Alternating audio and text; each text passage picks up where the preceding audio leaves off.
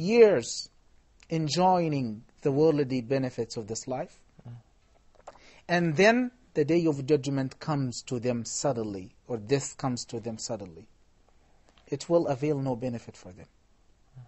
The reaction of the man that he fell on the ground in a coma until they let him stand again.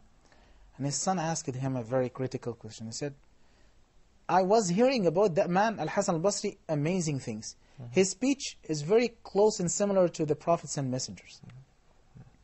So I just listened to 3 ayats from Surah Shara, short ayats.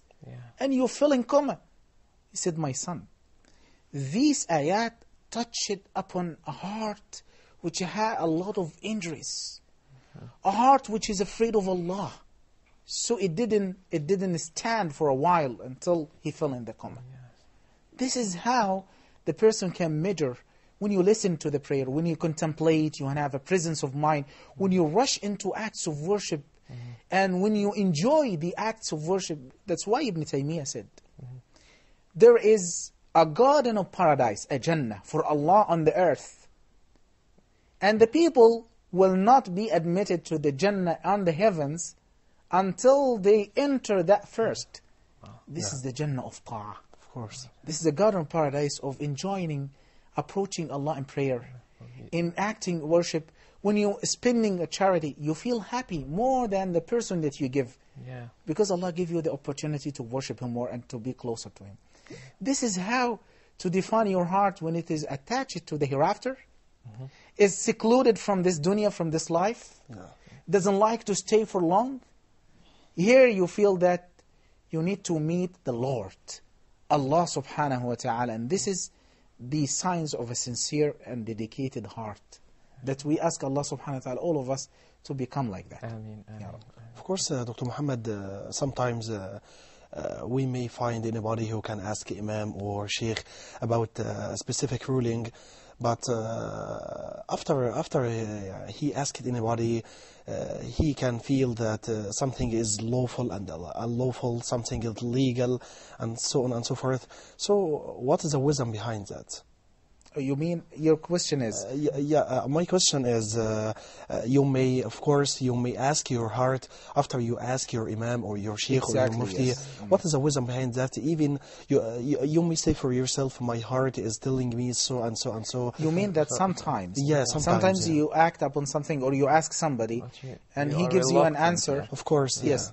Yeah, because sometimes when we ask the people, we ask people for religious fatwa, they say.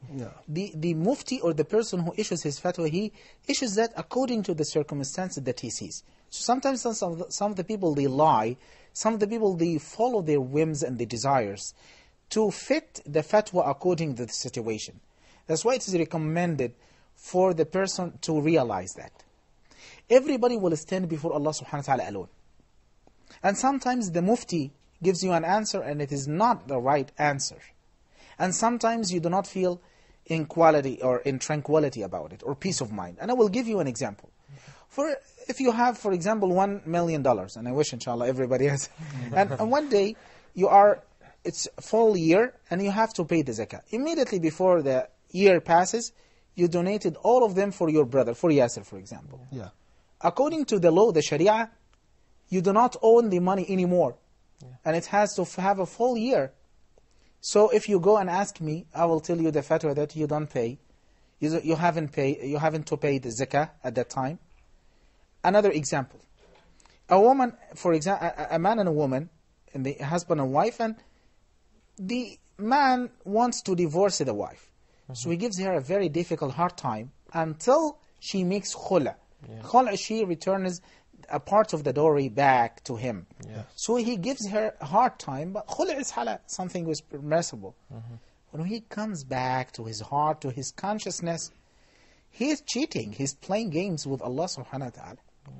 That's why there is a diyana and there is a sharia here. There's a difference between the heart and what the people tell you. That's why the Prophet ﷺ said, وَإِنْ أَفْتَاكَ النَّاسُ وَأَفْتُوكَ. Even if the whole world gives you a very critical, a very clear answer about your question, do not follow if you have something doubtful that must be removed from your heart. And this is an amazing thing about the Sharia of Allah subhanahu wa ta'ala. I hope that it is clear. Yeah, of course, it's clear. Sometimes, Shaykhana, scholars differ about the same issue. Sometimes we find one scholar maintaining that something is permissible, and another one maintain that it is not, it is forbidden. Then can one certain thing be lawful and unlawful at the same time? According to the hadith that we are understanding and we explaining, they are three categories. And in fact, they are two. Things are either lawful or unlawful. If they are, the text is lawful or accordingly. So the scholars, sometimes it is clear for some scholars and not clear for the others. But basically, it is clear because Allah subhanahu wa ta'ala revealed things and they are very well known. But sometimes the scholars have a piece of proof or a dalil, hadith of the Prophet, and others don't have. Or they understood the hadith in a different way, in a different methodology. In this case, we need to make sure that, number one, when a person is following a madhab, there is no problem of a person following madhab. But it is prohibited for a person to pick up the easiest points of all the madhab and say, this is my school of law. Unfortunately, people say Islam is easy, and the difference between scholars is a mercy from God, and take the easiest opinion. It is. Exactly.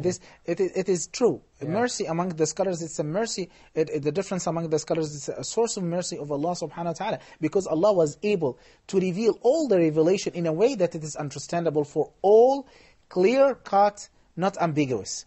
But here, we understand that it is preferable in this case, things either halal or haram, and between them there are the doubtful matters. It's better to set aside the doubtful matters. Otherwise, the person will fall into the problems with his consciousness and with his heart. And you have a question, but unfortunately, subhanAllah, we are running out of time. We ask Allah subhanahu wa ta'ala to have ample time to explain this hadith and some other issues, inshallah, in the future. Jazakumullah khairan for participation and for your questions. And I ask Allah subhanahu wa ta'ala to shower His mercy upon all of our viewers and upon all Muslims, alleviate their pains, and to make us understand His sunnah, the sunnah of the Prophet ﷺ, more and more. إنه ولي ذلك والقادر عليه وصل اللهم على سيدنا محمد وعلى آله وصحبه وسلم. The confusion, the chaos and the pain, a man emerged and Muhammad was his name, and walking with nothing but Allah as his aid, and the mark of a prophet between his shoulder blades. In a cave in Mount Hira the revelation came. Read, O Muhammad, read in Allah's name. May the blessings of Allah be on Al-Mustafa. None besides him could have been Al-Mujtaba. Muhammad, peace be upon his soul.